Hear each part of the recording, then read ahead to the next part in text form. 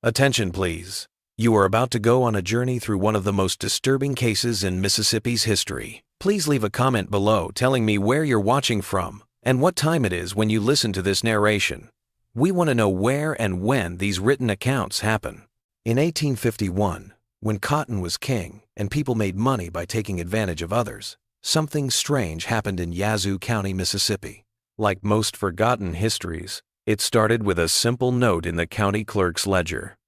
The ledger had a single-line entry that said, "Property dispute, Holcomb Farm, dismissed, on the 3rd of March, 1851. What it didn't say was that by October of that same year, the Holcomb farmhouse would be empty, its fields would be overgrown, and 5 people would no longer be listed in any census records.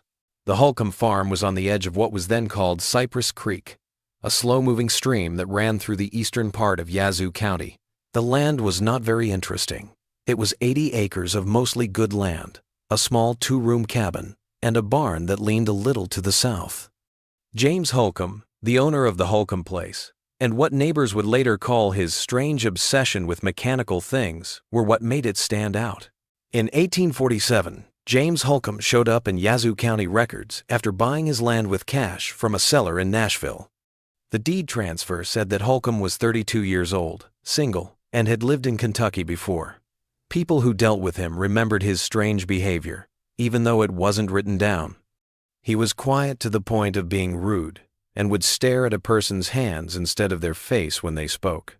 The Whitfield estate to the north, which was over 1,000 acres, the Carrington property to the west, which was a little smaller but known for its brutal efficiency, and the Blackwood holdings to the south, which was the oldest and most politically connected of the 3. These cotton lords, as they were known locally, controlled not only the land, but also the county court, the shipping routes, and, most importantly, the cotton gin. This machine separated cotton fibers from seeds, and was a technological marvel that turned cotton from a hard crop into a source of incredible wealth. James Holcomb worked his small farm by himself for 4 years. He grew enough cotton to sell and enough vegetables to eat. He didn't go to any social events, join a church, or seem to mind living on the fringes of society. The only person he saw regularly was Tobias Weber, a German blacksmith in Yazoo City. Holcomb bought a lot of metal parts, tools, and mechanical parts from him. At the Holcomb farm, things changed in early 1851. There was smoke coming from his barn at strange times, and hammering could be heard well into the night. Holcomb hired 3 workers, all free black men from upstate: Jacob Miller, William Foster, and Daniel Wright. This was the most important thing he did. It was known that all 3 had worked at a textile mill in Memphis before and were good at fixing things. Everett Blackwood, who owned the southernmost plantation, was riding around the edge of his land on a quiet morning in May 1851 when he saw something strange at the Holcomb farm. Instead of bringing their cotton harvest to the Blackwood gin like all the other small farmers in the area, it looked like Holcomb and his workers were using some kind of machine in their barn. Later, Blackwood told the sheriff that he saw an unauthorized mechanical operation on the Holcomb property. The next day, Thomas Mercer, the sheriff of Yazoo County and a second cousin of the Carrington family, went to the Holcomb farm. The official report from the 20th of May, 1851, only says that James Holcomb was told how to properly process cotton and that nothing else was done at that time. The report doesn't say this, but a deputy who went with Mercer later remembered that the sheriff wasn't allowed to go into the barn and that Holcomb spoke in a way that was almost threatening. The activity at the Holcomb farm picked up in June and July. Deliveries from Tobias Weber's blacksmith shop happened more often, and a wagon from Memphis came with wooden crates. The plantation owners were most worried that a lot of small farmers from nearby farms were seen visiting Holcomb, sometimes staying for hours and leaving with serious looks on their faces. On the 2nd of August, 1851, the 3 plantation owners, Everett Blackwood, Harrison Whitfield, and George Carrington, went to the county court and said that James Holcomb was running an illegal cotton gin that broke their exclusive rights to process cotton in Yazoo County. The complaint went on to say that Holcomb's device might not be safe and could hurt the quality of the county's cotton output. William Carrington, George's older brother and the judge, set a hearing for August 10th. According to court records, James Holcomb did not show up for this hearing. The court ordered an inspection of the Holcomb property on August 12th, even though he wasn't there. Sheriff Mercer, accompanied by representatives from each plantation, arrived at the Holcomb farm with the court order. The sheriff's report said that the property looked empty. There was an open door to the cabin, and a pot of beans had been left on the stove to dry out. They found an empty spot in the barn where something big had been standing not too long ago. There were drag marks in the dirt leading out the back door and toward the creek. The sheriff's report doesn't mention what Harrison Whitfield's private journal says. The cleverness of the abandoned parts suggests a design of remarkable efficiency. Smaller than our English-made gins, yet the sample fibers found indicate a cleaner separation than our current method achieves. Most disturbing was the discovery of design sketches indicating the device could be built at 1/10 the cost of a standard gin. For the rest of August, search teams scoured the county for Holcomb and his workers. Notices were sent to counties nearby. The Yazoo Herald published a short piece asking for information about a mechanical theft and the suspect's flight. There was no sign of Holcomb, Miller, Foster, or Wright. In September, the story might have faded into obscurity if it weren't for the arrival of a man named Charles Bennett, who came to the county clerk's office and said he was James Holcomb's cousin from Kentucky. Bennett asked to go to Holcomb's property to take care of family business. They were given permission. Bennett spent 3 days in the cabin. The cabin caught fire on the 3rd night. By the time the neighbors got there, it had burned down to the ground. There was no sign of Bennett. The fire could have been the end of the story. In the county records it said, Holcomb property destroyed by accidental fire, case closed. The land was later sold at auction and became part of the Whitfield plantation. But in October, a strange story came out in a Memphis newspaper. A small town in Arkansas had gotten a new cotton gin that worked better than any other. The article said that the machine made cotton cleaner and faster than regular gins, and it only needed 2 men to run it instead of the usual 5. Witnesses said the inventor was a quiet man who looked at your hands while you talked, but he didn't want to be named or photographed. Similar reports came out of Louisiana, Georgia, and even Tennessee within a few months. Different inventors were credited with making the gin in each case, but the descriptions were always the same: smaller, faster, more efficient, and most importantly, affordable for small farmers. The plantation owners in Yazoo County paid attention. Harrison Whitfield went to Arkansas to see one of these gins for himself. When he got back, he called Blackwood and Carrington to a meeting right away. There is no record of what was said, but within a week, all 3 men had hired more overseers and put armed guards around their cotton gins. A letter came to the Yazoo Herald office in November. James Wilson, the editor, was known for his pro-plantation views and never published the letter, but his assistant, who opened the mail that day, later said it had a detailed diagram of a cotton gin that individual farmers could build and run, along with a note that said, "The secret is no longer theirs to keep. Look for the mark." During that winter, the plantation owners became more and more tense. Everett Blackwood wrote to friends about worries about the economy and the threat of mechanical democratization. George Carrington wrote to his cotton broker in New Orleans about troubling innovations that could destabilize the established order. The Blackwood cotton gin burned down in December. The official report said that a mechanical failure caused the problem, but some people thought it was sabotage.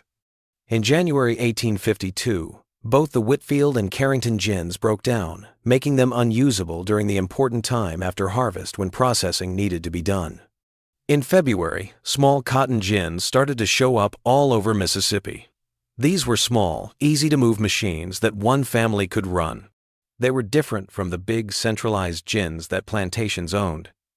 Many of them had a unique mark stamped into the metal frame, a stylized H that looked like a cotton boll. The plantation owners took legal action and got injunctions against anyone who was found using these illegal devices. However, for the first time, the county courts were unable to enforce these orders. There were just too many small farmers using the technology, and many local sheriffs who came from farming families themselves were hesitant to take these devices away. Harrison Whitfield was found dead in his study in March 1852, almost exactly 1 year after the first mention of the Holcomb Farm dispute.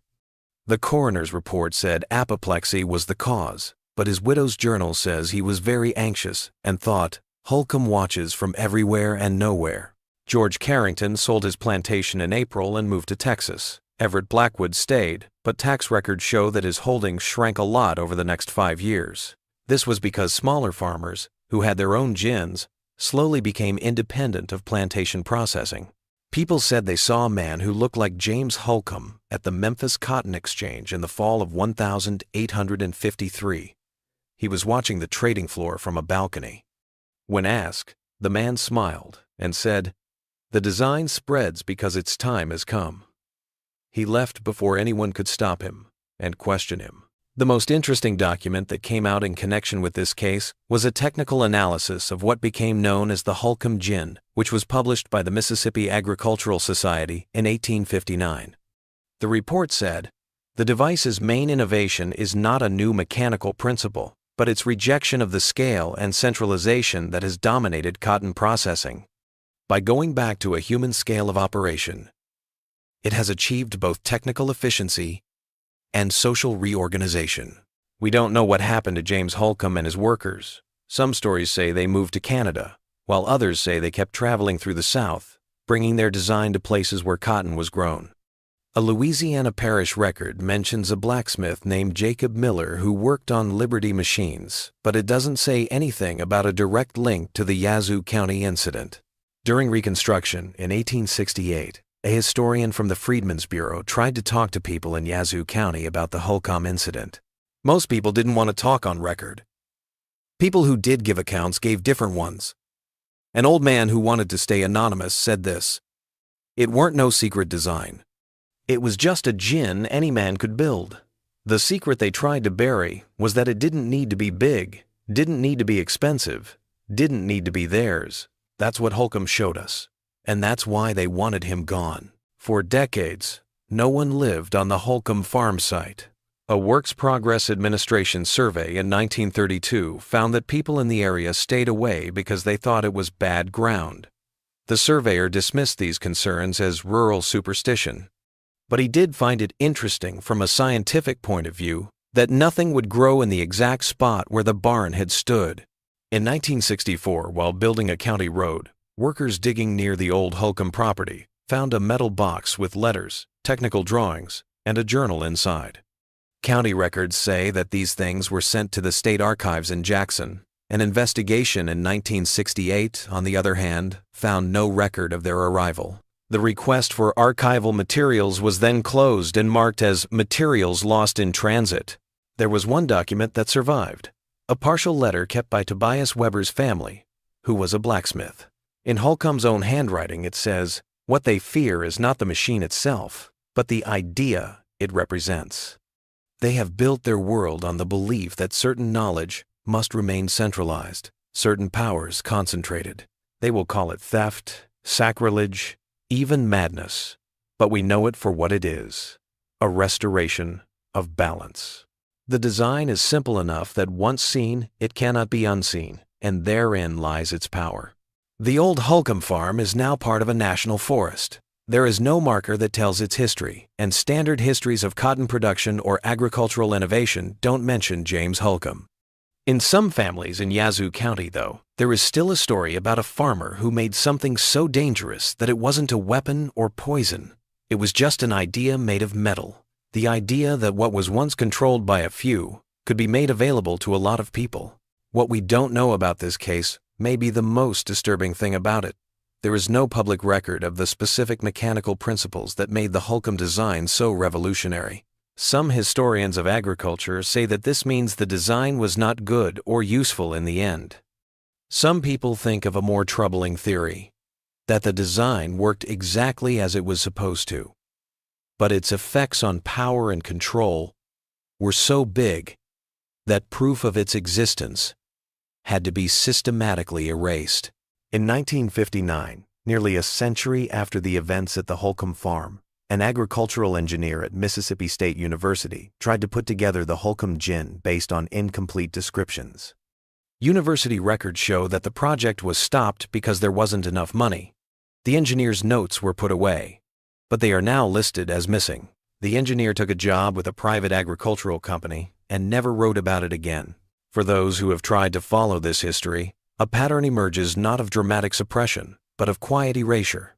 Records that go missing, memories that fade, stories that become first rumors, then legends, and then nothing at all. The story of James Holcomb and his design seems to want to stay a whisper. This is a reminder that sometimes the scariest threat to an established order is not violence or revolution, but a single, simple idea that suggests another way is possible. We don't know what happened to the three men who worked with Holcomb: Jacob Miller, William Foster, and Daniel Wright. There are no death certificates on file, and no graves with their names on them. They disappeared from official records just like their boss did. But in 1871, a metalworking shop called Free Labor Mechanics opened in Chicago. It made farming tools that could be used by independent farmers with limited resources. The letter H was stylized in its logo. An unusual source is the last known mention of James Holcomb. In 1882, a local history of Yazoo County interviewed Harrison Whitfield's son, who was then an old man.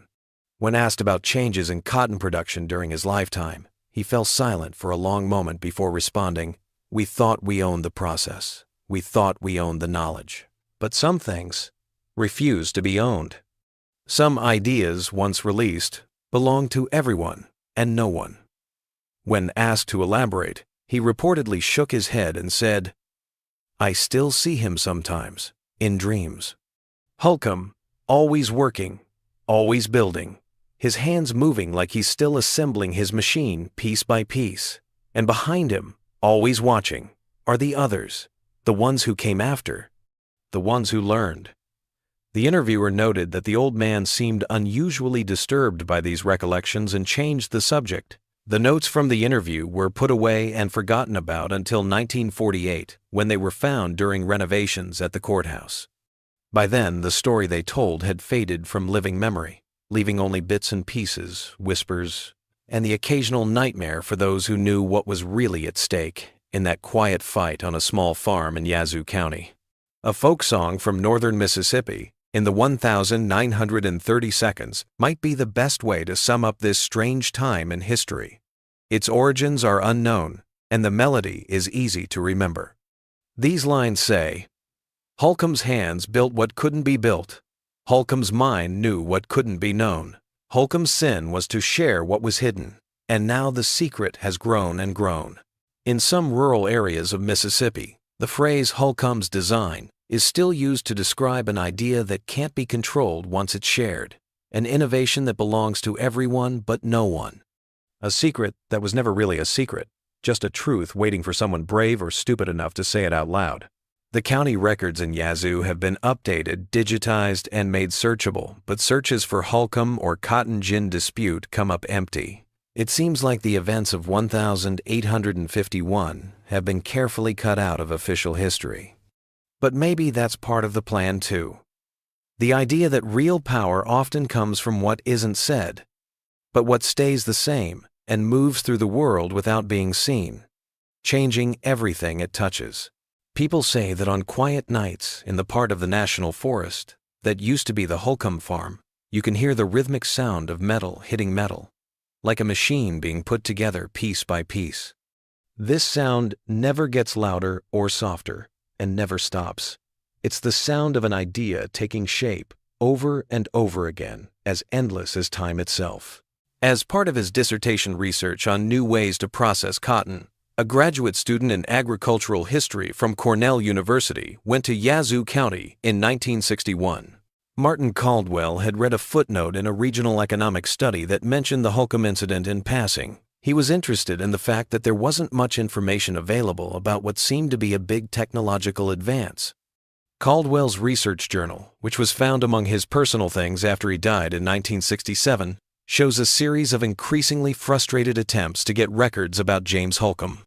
Local archives didn't have much to offer. County officials said they didn't know the name. There were no mentions of the event in library collections. Caldwell said that the lack of information is very important. It is not just forgotten history, but actively erased history. Caldwell's journal says that on the 12th day of his stay in Yazoo County, he ran into someone by chance at a small diner on the edge of town.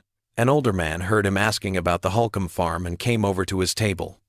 The man only gave his name as Thomas and said that his grandfather had been one of the small farmers who had benefited from Holcomb's gift. As he put it, Thomas said he would take Caldwell to a place that was important for understanding the true story. They drove for almost an hour on roads that got narrower and narrower until they found an unmarked trail that led into a thick forest.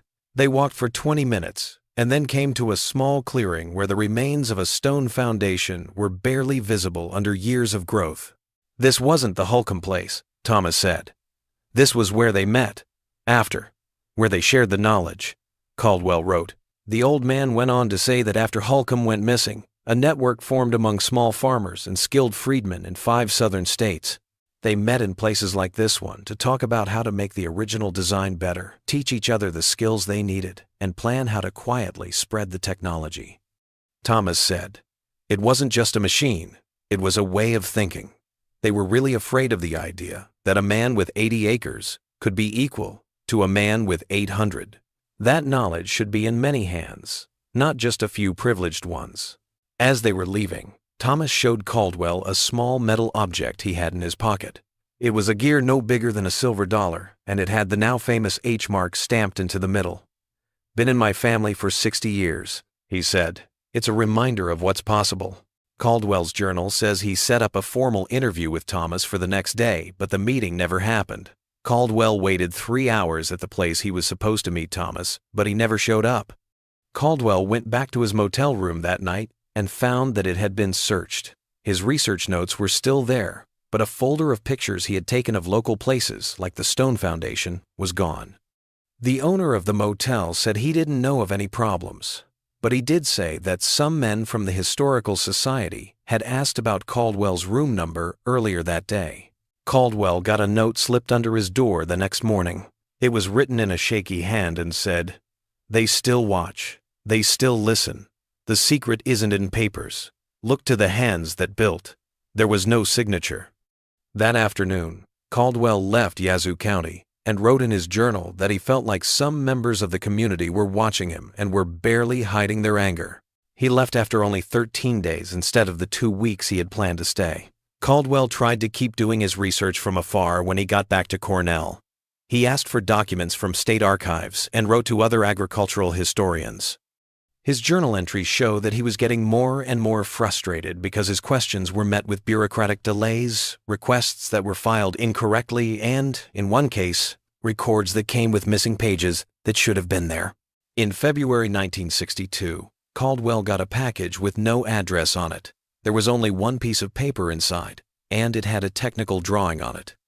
It wasn't of the whole Holcomb gin, but of a specific part, a special gear assembly that would make power transfer more efficient in a small-scale cotton processing machine. There was no signature on the drawing, but the letter H was stamped in the corner.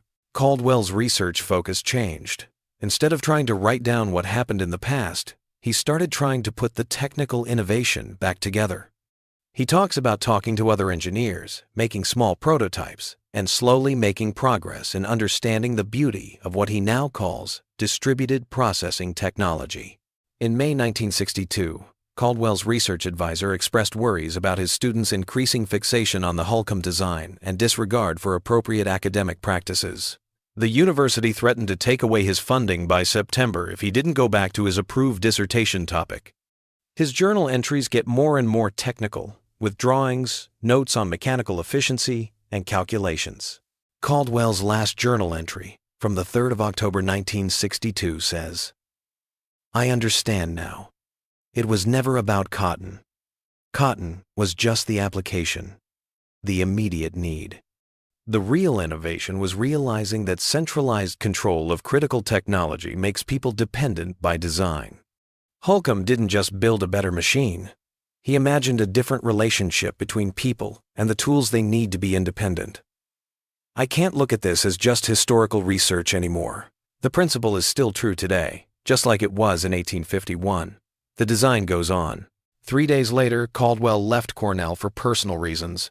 He stopped working on his dissertation that he had already started. University records show that he did not leave a forwarding address. For 5 years, Martin Caldwell's name was not on any school records.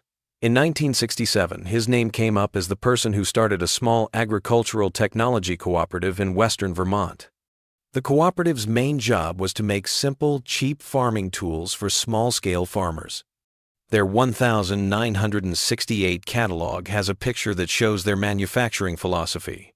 A simple drawing of hands passing tools to other hands with the words, "Knowledge shared is power multiplied." Caldwell passed away suddenly in December 1967. It was said that he died of a heart attack, even though he was only 31, and had never had any health problems before. The cooperative he started is still going strong today, but it has grown beyond just selling farm tools. A small metal gear that was the same as the one Thomas had shown Caldwell in Yazoo County was among Caldwell's things. It was put in a simple frame with the words, "The design continues," written on the back. An economics professor at the University of Chicago wrote a paper in 1969 that looked at the long-term effects of technological democratization on the Southern economy after the Civil War. The paper doesn't say the name of the Holcomb incident, but it does include a statistical analysis that shows how areas with more independent cotton processes had very different patterns of land ownership, wealth distribution, and economic resilience over time. The paper didn't get much attention outside of academia, and when the professor's collected works were published 20 years later, it wasn't included. The professor said in a 1991 interview that his colleagues had strongly advised him to pursue more mainstream research directions when asked about this omission. In 1965, a retired worker from the Mississippi State Archives gave an interview to a local historical society. This was perhaps the most disturbing part of the story. Eleanor Whitman, the archivist, said that during her 30 years on the job, she had known about an unwritten rule about certain historical topics, including what she called the Holcomb matter. Whitman said that any documents related to these topics were to be marked for special processing, which meant that they were taken out of the public eye. Whitman said that this policy had been in place before she started working there and was just understood as how things were done at the time. She went on to say that similar arrangements were in place in archives all over the South, not because of any official conspiracy, but because of a network of concerned citizens who knew how sensitive some historical stories were. Whitman said, "Some stories are too dangerous to tell, not because they're false, but because they're true in a way that makes us question who we think we are." The interview with Whitman was never published. The Historical Society that wrote it down was shut down the next year because they couldn't get enough money.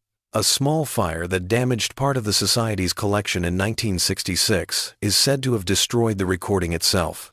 In 1984, a small museum in Georgia that focuses on the history of farming put on an exhibit about innovation and resistance in Southern farming. One of the items on display was a part of a cotton gin that was made around 1860 and had the unique H mark. The exhibit's text didn't mention James Holcomb. It only talked about grassroots mechanical innovation that challenged established economic hierarchies. This part was stolen 3 weeks into the exhibit's run. The museum security cameras didn't show anything. The part of the tape that covered the hours when the theft happened was blank for some reason. They didn't take anything else. Local police were told about the theft, but they never found the thief. Later, the museum director talked about getting an anonymous phone call the day after the theft. The person who called said only, "Some things belong to everyone or no one, never to a case under glass." In 1996, a historian of technology published a comprehensive study of cotton gin development, including a brief mention of scattered accounts of a simplified design that briefly circulated among small producers in the 1,850 seconds. The account occupies less than a paragraph in a 500-page book, concludes by noting that no verified examples of this purported technology have survived, suggesting its impact was more legend than reality. What this account fails to mention is what the author confided to a colleague in private correspondence, that in the course of his research, he had encountered numerous references to the Holcomb design, But each lead he followed disappeared into archival dead ends or met with institutional reluctance to engage with the topic.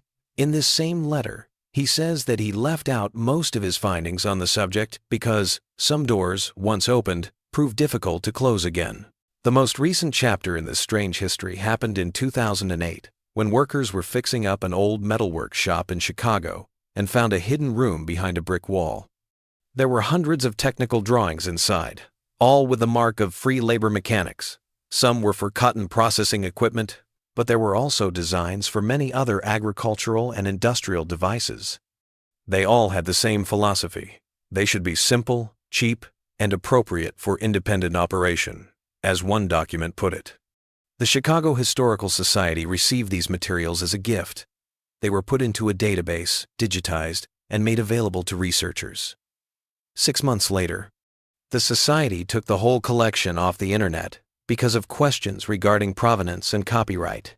No one has been able to give a clear answer to questions about when the collection might be available again.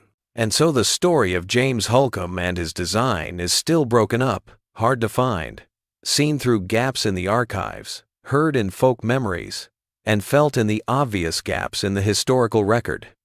It doesn't stay as a fact, but as a kind of historical undertow, a current that flows beneath the surface of stories that are easier to see. What makes this case so disturbing is not a dramatic conspiracy, but a boring erasure. The quiet, constant pressure of power, protecting itself, not through show, but through silence. The real horror is realizing how easy it is to lose knowledge, not through big dramatic acts of destruction, but through small, everyday acts of forgetting, misfiling, and gentle discouragement.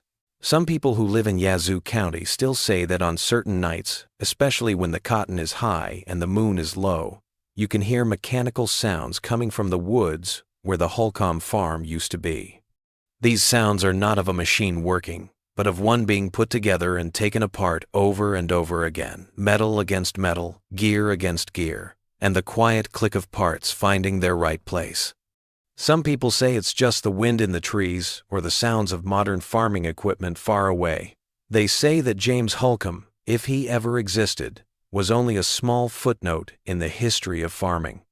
His invention was either flawed or not as important as local legend would have you believe. But you might notice something strange in small workshops all over the area, where independent farmers and mechanics still value being able to do things on their own. Machines that don't have a manufacturer's logo, parts that don't fit any standard pattern, and designs that aren't in any catalog. And if you look closely enough, you might find a small mark stamped into a part that isn't very noticeable, a stylized H that has somehow survived being erased from its original location. A donor who didn't want to be named set up a scholarship at Mississippi State University's Department of Agricultural Engineering in 2015. The unusual name of the scholarship, The Design Continues, made faculty members curious. The only condition for receiving the money was that the recipients had to study how access to technology and economic independence have been related in farming communities throughout history. The person who gave the money is still unknown. A law firm in Memphis sent the first message and the rest of the paperwork to the university's development office. When asked, the firm said it had to keep its clients' information private. Every year, the scholarship is still given out. A source that was almost lost may have the last word on this strange time in history. A folklorist who traveled through the rural South in 1954 recorded conversations with older people about how things were done on farms before machines took over. There was this conversation in an interview with a 7-year-old woman from eastern Mississippi. "Did you ever hear of a man named Holcomb who made some kind of cotton gin?" asked the interviewer. On the recording, the woman is quiet for a long time. Then she laughs, a sound that is both knowing and careful. "Why would you ask about those things?" the woman said. Interviewer: "I've heard people talk about him in other interviews. Was he real? Real as you and me. Real as this chair I'm sitting in. Real as the fact that some people would rather he wasn't." Interviewer: "What did he do that was so important?" Woman: "It wasn't what he did. It was what he understood. The most dangerous machine isn't the one that can kill you. It's the one that can set you free." The recording stops, without warning. The woman said she didn't want to talk about it anymore, saying, "Some stories are still being watched, even all these years later." The tape with this interview was put away with the label "Technical Error, No Usable Content." It was only found in 2011. When the folklorist's recordings were being digitized to be kept safe in an archive. The forests have taken back the land where James Holcomb built his revolutionary machine. There is no historical marker that shows how important the spot is. His name isn't in any textbooks. The technological principle he found or rediscovered is now used in many new things without giving credit to its source. And maybe that's the best thing to remember about a man who knew that some ideas belong to everyone and no one. The design goes on, not as a museum piece or a patented product, but as a living idea that comes back whenever people realize that technology should help people be independent instead of dependent. The sound of metal hitting metal doesn't get louder or fade away for those who listen closely. It's like an idea that won't go away, be forgotten, or be silenced.